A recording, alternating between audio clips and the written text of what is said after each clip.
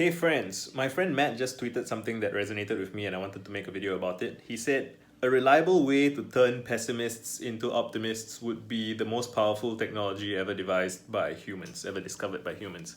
And I think that's true in some degree, in some sense. And I have a bunch of videos you can check out on my profile that's like about being optimistic, about how optimism is a way of being rather than just a posture. I have tweets about depression and despair and kind of climbing out of that. So it's a whole bunch of stuff. But I want to try and spend about like 10 minutes to address this kind of head on. I do think that I have been generally optimistic for most of my life. So that's a thing. I don't want to pretend that I was a hardcore pessimist who made a big turn and then became a hardcore optimist. But I do think that I have experienced, pretty bad despair at certain points. I have a pessimist in me. I have had experiences that have driven me to pessimism. I've read history, which is very depressing, right? And yet, I think I am still fundamentally optimistic. And what I mean by that is that um, I believe that things can get better. And I believe that, what our history has been so far does not necessarily have to be representative of what the future is going to look like. And so how do you turn pessimists into optimists? I think a lot of it is about the frames that you play with and how you perceive your reality and what you choose to focus on. I think there's this bit from Anthony Robbins, and I know some people don't like Anthony Robbins and feel that he is, whatever criticisms they have of him. But I feel that you can take valuable thoughts and ideas and frames from people, even people who may be reprehensible for some reason, or you may not agree with them politically, you may not agree with them aesthetically, you may not like their vibes, whatever. But sometimes you can find useful things that you can kind of repurpose to your own ends, right? That itself is kind of an optimistic thing, but it's true, you can do it. And the thing he said was something like, when something happens, you get to make a choice. You get to choose, what am I going to focus on? What does it mean to me? And what am I going to do about it? And he talked about how, I think when he was young, his his family was poor, or just kind of not getting by, and strangers kind of delivered like food packages or something. And he said that I'm trying to remember, so I'm not perfectly sure, but I think he said that his father left. It's kind of, he felt insulted maybe, or he felt that he didn't want to be a charity case or something. And that's what he focused on, and that's what he did about it. Whereas for Tony, what he did apparently was he experienced gratitude, like food, what a concept, he said that. And the idea that there are strangers in the world that care about him, care about you, right, enough to want to help in some way, that's something beautiful to focus on. And what you're going to do about it is you're going to try and give it back and try and pay it forward, right? And yeah, I don't want to get into like specifics about like what bad stuff he might have done. I don't know. I've seen like controversies and shit, but that's not what I want to focus on. See, you always get to choose what you want to focus on, and I want to focus on the fact that people can change. People can change. People can choose to act differently than they've acted before, and yeah, it's just that it's a very simple idea, but it can be difficult to change your habits, but it's possible. Like, you have to know that it's possible. And it might not be very persuasive if you haven't experienced it. So I don't know if this video is going to achieve precisely what I hope to achieve. But it's an ongoing process, right? Just, what do you choose to focus on? What do you choose to do about what do you choose to focus on? What does that mean to you? And what are you going to do about it? So like, there are things that have upset and depressed me over the years. Like, it just seems so inevitable that bad things keep happening, and that innocent people keep suffering, and just all of those things, right, that you can be pessimistic about. That everything seems to go to shit eventually. Every community seems to fail. Everything falls apart, right? Like, in one of my worst moments, I remember thinking something like, every success is a stepping stone to another failure, which is true, right? It's true.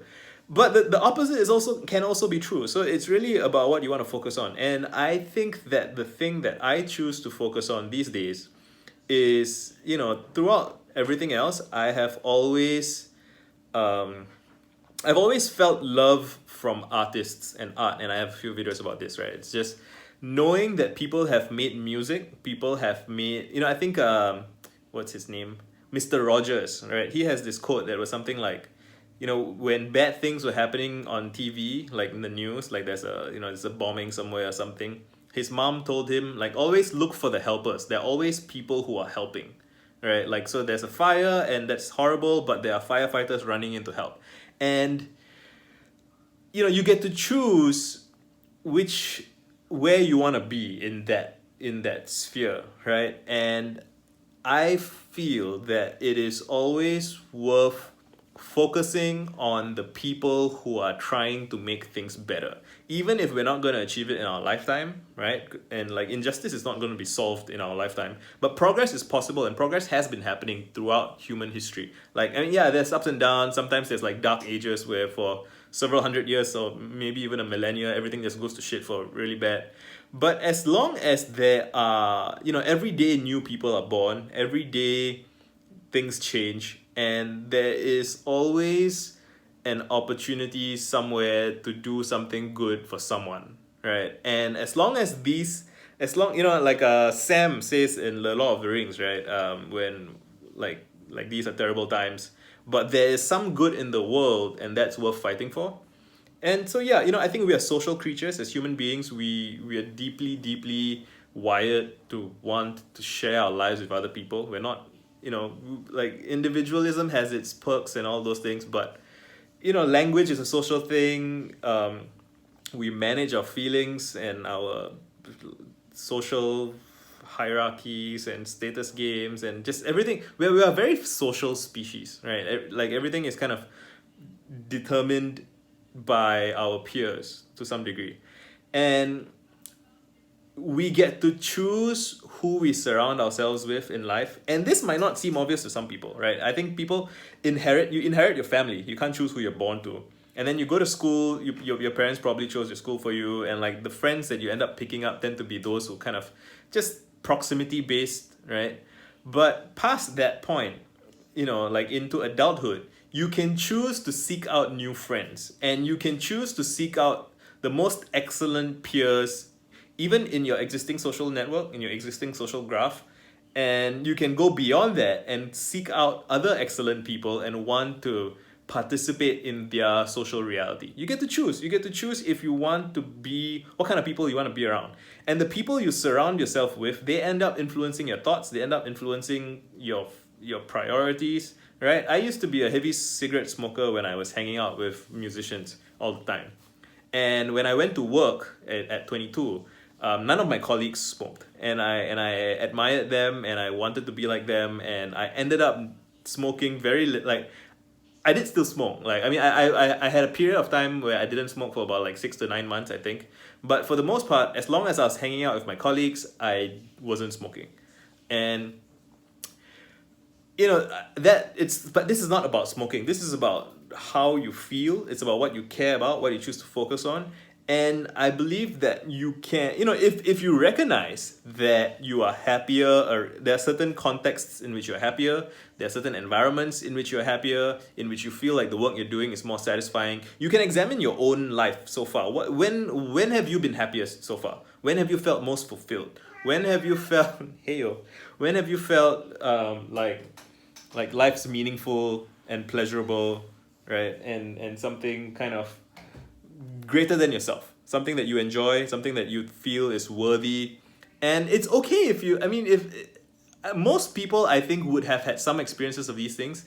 And if you've had some experiences of these things, you can recreate it. You can seek out new environments that allow that to happen more easily, right? Some people, and I would say probably maybe 10% of people ish, will say, oh, I've never felt it before, I've never seen it before, I've never felt any kind of joy or happiness in my life ever. In which case, again, I'm very sorry, but you are not the first person to experience that. Like, you can find art, you can find novels written by people who struggle with those things, and they made their way out of it.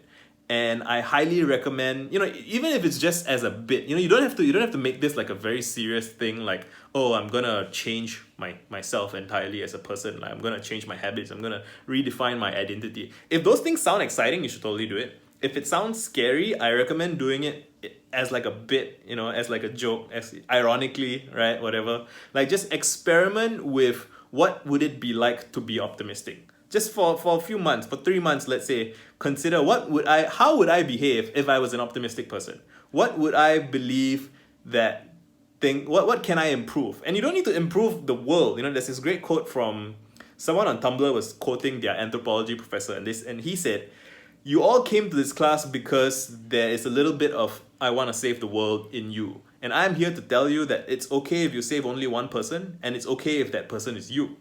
If the only person you save is yourself, you are sparing the world all the pain and grief and frustration that would propagate from you not having taken care of yourself, right? And if even taking care of yourself seems like way too much of a thing, like, you can go even smaller. You can take care of a cat or a dog, right? You can create a context in which you feel compelled to be better, and then you can live up to that version, that image of yourself. Like you're not confined to your past. You're not confined to your existing image of yourself. You can experiment with your image of yourself, and you can try out different images, and you can experiment. Life's a trip, man. You can do whatever you want. And I do find that so pessimists do get to enjoy the pleasure of being right a lot, right? Because most things fail. So if you're gonna just shit on everything, you're gonna be right most of the time. Optimists kind of end up being wrong a little bit more often. But the thing about optimism is when you're right, it's really satisfying. Like it's really, you really made a difference to that person. You really and there is kinship in that, I find. So for me, it's not even about like I should be optimistic because it is nice to be because being optimistic is better, like in some moral sense. It's just that when you try it and you experience the rewards that come from it, it just becomes self-evidently the better approach. It's a bit scarier.